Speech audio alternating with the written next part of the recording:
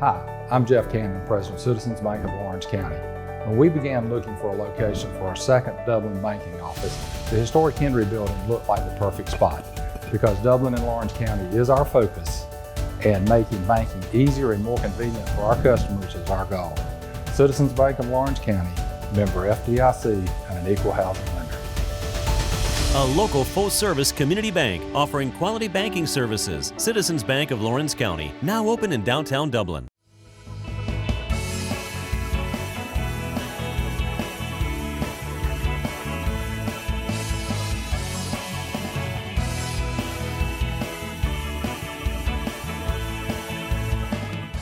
Welcome everyone. We are out at Fairview Park Hospital here with Dr. Andy Bedingfield. Many of you will recognize him from the community, from being on TV 35 before, and probably as being a patient of yours, Doctor. You've served a lot of people in our community. Well, I have.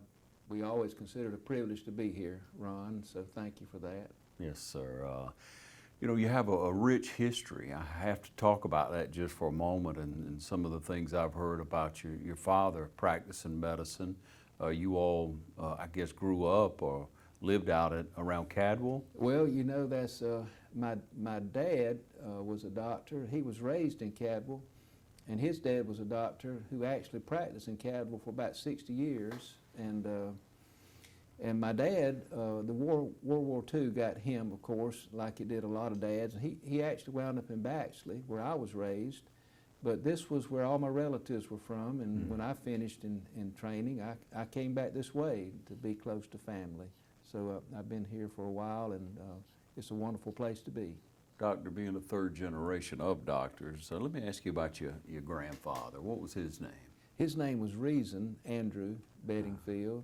He was born in Rents. He married the girl next door, my grandmother. She was a proctor.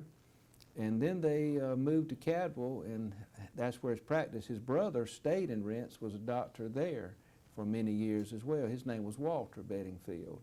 So my granddad was a true horse and buggy doctor, as they all were back then. When I first came, I saw a lot of his old patients, which I don't see that anymore, but it was always wonderful to hear their stories, and they'd show me a scar or two where he'd sewed them up or did this or that, and it was always nice to hear. And occasionally you'd see a grown man, and he'll say, well, Dr. Reason delivered me, and you know, those are heartwarming stories and moments, few and far between now, but he affected a lot of lives, as my dad did down in Baxley. And you feel that difference in the medical industry, don't you?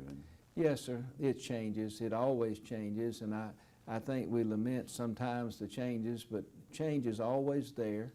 We have to embrace change and hope for the better. And we were talking today about old school versus new school, and there's good in both areas, and we have to be smart enough, I guess is the right word, to realize that and embrace the old with the new and move forward for helping patients, and that's really what it's all about. Yeah, life expectancy is up for us, so we must be on the right track. I think so, yes, sir.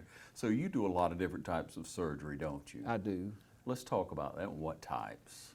Well, I'm what they call a general surgeon, and in my training we did what they call heart surgery is more for the thoracic guys, and thoracic's more for their work. But we did the surgery of the abdomen, we did the surgery of the breast, a lot of malignancies, breast cancers, thyroid cancers, the trauma patient, the gunshot patients, people in automobile accidents, those are the ones that we take care of. Hernias, vascular injuries and vascular repair. Nowadays, and of course gallbladder surgery is one of our common surgeries that we do, but like everything, we get compartmentalized as time goes by, and other fields take up. That's always been part of the change that has occurred. But yes, sir, we still do lots of different things. I guess that's what appealed to me about the field I chose, was that it was broad and never boring, always something different, something new, I thought. But lots of specialties in the world today, and we have lots of wonderful doctors in our area too. Lots of great physicians, both non-surgeons and surgeons. We're blessed to have a very good medical community here. We are in that. Doctor, now You've done a lot of surgeries in this operating room. You've spent a lot of time there over the years, have you not? Yes, sir, I have. Yeah. Have you had different responsibilities as far as that goes, or? Well, you know, the type of field that I'm in, I guess what appealed to me about it is that we do a lot of critical care. We take care of the sick patients after surgeries, the trauma patients, and that type of critical care medicine and surgery appealed to me. And as time goes by, I do less of that. I don't do the emergency room call anymore. Okay. So things change for me as well. Mm-hmm. Yes, I know you've been on call, so to speak, many times, and Yes, sir. from what I've understood, and you have many fans in the community because of the work you've done. You know, when you help someone get back on their feet and give them that compassionate bedside manner, which you display all the time, it's just your nature, then obviously they're very, very thankful. It's a rewarding occupation, isn't it? It is, Ron, it is. You know, I think one thing about our area here in our hospital, and it really is well worth mentioning, is that one person is not everything, it's a team. And what Fairview provided me with was a big city hospital in a small town environment, and they provided me with great supportive staff, our nurses, everything, our x-ray techs, our lab techs, everything, the housekeepers. You know, we're all part of a team, and Fairview allowed me to do my job. I couldn't have done anything that I accomplished without those people helping me. That's the honest truth about it. So I always used to tell folks that I worked in a big city hospital in a small town, and then really that's how I look at it today as I did then. It's just a wonderful experience for me. And it continues to get better with Fairview, does it not? Fairview is very forward-thinking. I admire them. I tip my hat to them. They're ahead of me in their forward-thinking and what we need. It wasn't always the case. They've grown as a company. They've grown as a care provider. They really have. And this wonderful facility is, to me, second to none. I'm quite pleased and privileged to work here. But Fairview is an HCA hospital system, and those people stay up quite late at night trying to get it right, and I believe they do.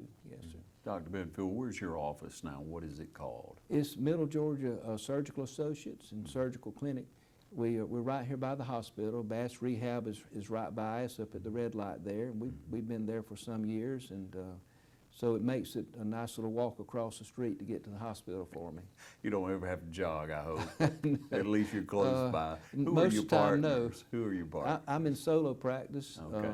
I am, and for years Dr. Moses and I worked together, and he established his own practice and branched out. He's doing quite well. I'm always very proud of Dr. Moses, but I'm in solo practice. So you have your hands full, no doubt. And in seeing a lot of surgeries and being around the hospital, being around Fairview Park for these years, how do you feel and what do you tell people about surgery right now, Doctor? Well, you know, we come across that every day, and every day that answer perhaps changes a little bit, not only locally but nationally. And again, I think HCA is very attuned to the current situation with the COVID virus and how it affects our patient care. Just coming into this facility, you have to be screened, you have to be checked, and they have done some wonderful things, I think, to protect our patients. Be quite honest, I don't have any qualms walking in. I don't have concerns my patient's going to be contaminated or infected. That doesn't cross my mind at all, because I think we're quite safe in the measures we've taken. So way we have approached it, I think, has been very scientific. We've tried to adhere to guidelines. We protected patients. We cut back greatly from running 7 OR rooms to 3, and now we're beginning to increase that back up because we feel safe. We feel safe for our patients. Yes, we are still practicing some social distancing. We are wearing masks.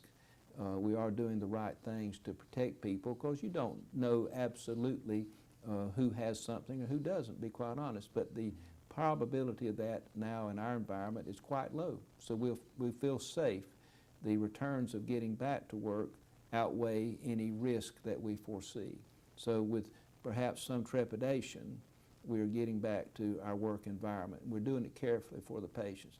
Patients first is always the way we look at things. Yeah, how wonderful to hear you say that, Doctor. It's encouraging to so many people who have worried and who have become so confined when they're perfectly healthy people, if they would just follow the guidelines and stay safe. Yes, you know, you have to realize that, and some folks, it's a natural response to this pandemic that we've experienced. People naturally want to be isolated from it as best possible. But I think that there are some people who do need to be in a hospital, who do need surgery, and those things also take priority. And I think we've reached a point for a lot of people that the importance of that outweighs the small risk that we have. And to be quite honest, we've been quite fortunate. I'm not aware of any transmission of any infection to our surgical patients at all. But they've done a very excellent job of screening and taking care of folks. Always aware of these needs of protection. Yes. Yeah, it's so good to hear you again say that, because of reputation, because of how long you've been here, and what people think of you, and the care that you've offered to the community over the years, that you feel perfectly safe with, that you would have a patient come in. There's no need to put that surgery off. If you need it, you need it. That's right. There's a process of diminishing returns, I think, that we look at. But I think the public and the patients, I think they need to be reassured, if you will, that all of the worries and concerns they have, we share them. And our goal is to protect them and not place them in any harm's way. And I think every physician on this staff and every nurse shares that, and all the administration, without question, share that same outlook. Patients first. We're not going to place them in that situation, and that's how I look at it. I've brought my patients to the operating room, and I feel quite safe with that. Well, Doctor, thank you so much for that. I know people take heed to that, and they'll take it to heart. I have to mention, Doctor, about you being able to play a guitar and sing. You write many songs yourself. I do, not many. That's just been a hobby of mine, I guess, since I was growing up. It's just something I've always been fascinated by, and always trying to get better. I wake up at night with a little line in my head and things of that nature, but it's just a good pastime for me. What do you contribute all your energy that you have to?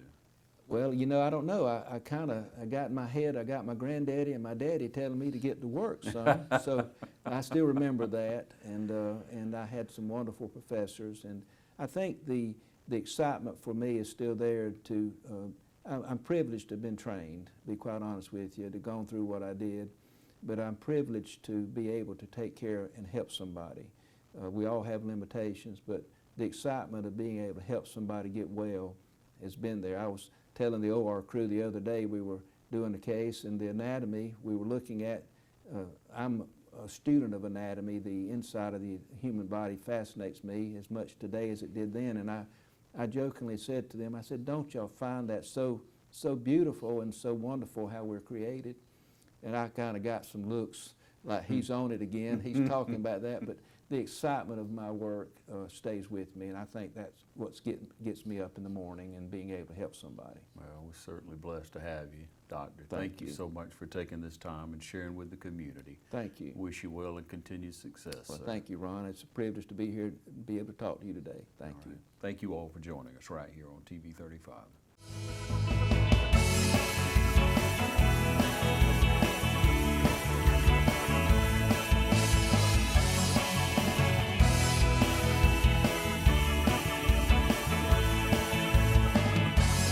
Hi, I'm Don Carswell, General Manager of Dublin Chevy Buick GMC.